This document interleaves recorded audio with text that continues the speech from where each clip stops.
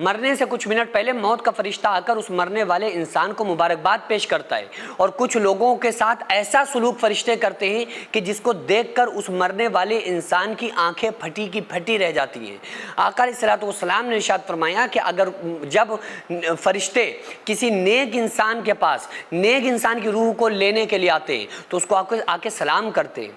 वो उनके साथ फरिश्ते होते हैं और आकर उस मरने वाले इंसान को मुबारकबाद पेश करते हैं। और उससे कहा जाता है कि चलो तुमको अल्लाह ने बुलाया है, चलो तुम्हारी कब्र तुम्हारे लिए सजाई जा चुकी है, चलो आसमानों पर तुम्हारा इंतज़ार हो रहा है। तो जो नेक बंदा होता है वो कहता है कि ठीक है, मैं तुम्हारे साथ चलने के लिए तैयार हूँ। उसके बाद जैसे ही फरिश्ते उसकी रूह को निकालते हैं तो बड़े ही एजाज़ के साथ एक दूसरे को पकड़ाते हैं। उसकी रूह को फरिश्ते आपस में एक दूसरे को पकड़ाते हैं, आसमानों तक ले जाते हैं। उसके बाद उसकी कब्र खोदी जाती है, उसकी तदफीन की तैयारियां चलती हैं। उतनी देर भी उस नेक बंदे की रूह बड़ा परेशान हो जाती है और वो लोगों से ये कहने की कोशिश करती है कि लोगों जल्दी करो, मुझे जल्दी नहलाओ, मुझे जल्दी तदफीन मेरी कर दो, मुझे कब्र के अंदर लिटा दो, मेरा दुनिया में दिल नहीं लगता था, मैं दुनिया में रहना ही नहीं चाहता, अब जल्दी करो, मुझे असली ठिकाने कब्र में पहुंचा दो। क्यों?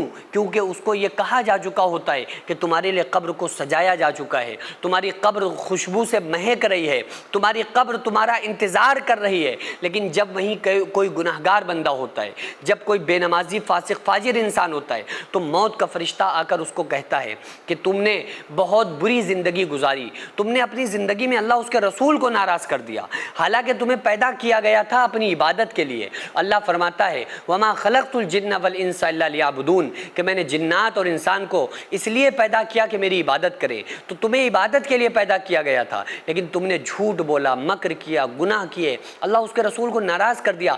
अब तुम्हारा आने वाली जो मंजिलें हैं ये बड़ी ख़तरनाक होने वाली हैं। उसके बाद वो फरिश्ता उसकी बड़ी बेदर्दी के साथ उसके सीने पे हाथ रख के उसकी रूह को इस तरह खींचता है। आका अलैहिस्सलाम ने इस बात को, इस मंज़र को भी बयान किया। आप सल्लल्लाहु अलैहि वसल्लम ने इरशाद फरमाया कि गुनाहगार इंसान की रूह इस तरह निकलती है जैसे खारदार कांटेदार दरख्त के ऊपर भीगा हुआ ऊन डाला जाए और उस ऊन को खींच लिया जाए, जिस तरह वो ऊन तार तार हो जाता है, इसी तरह मरने वाले की हड्डियों को तोड़ के रख दिया जाता है। और नेक बंदे की रूह किस तरह निकलती है, इस बात को आका अलैहिस्सलाम ने बयान फरमाया कि इस तरह रूह नेक बंदे की निकलती है जिस तरह बच्चा दूध पीते पीते सो जाए, माँ उसके मुँह से दूध को खींच लेती है कि बच्चा कहीं उठ ना जाए।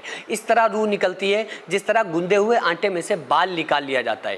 कहने का मकसद ये है कि दुनिया दारुल इम्तिहान है, दुनिया दारुल असबाब है। आका अलैहिस्सलाम ने इरशाद फरमाया कि कब्र जो है आखिरत की मंजिलों में से पहली मंजिल है, दुनिया की मंजिलों में से आखिरी मंजिल है। जो बंदा कब्र से निकल गया वो समझो सबसे निकल गया। आका अलैहिस्सलाम ने इरशाद फरमाया कब्र जन्नत के बागों में से एक बाग है या जहन्नम के गढ़ों में से एक गढ़ा है। मोमिन के लिए कब्र जन्नत की क्यारी है और गुनाहगार के लिए कब्र जहन्नम के गढ़ों में से एक गढ़ा है।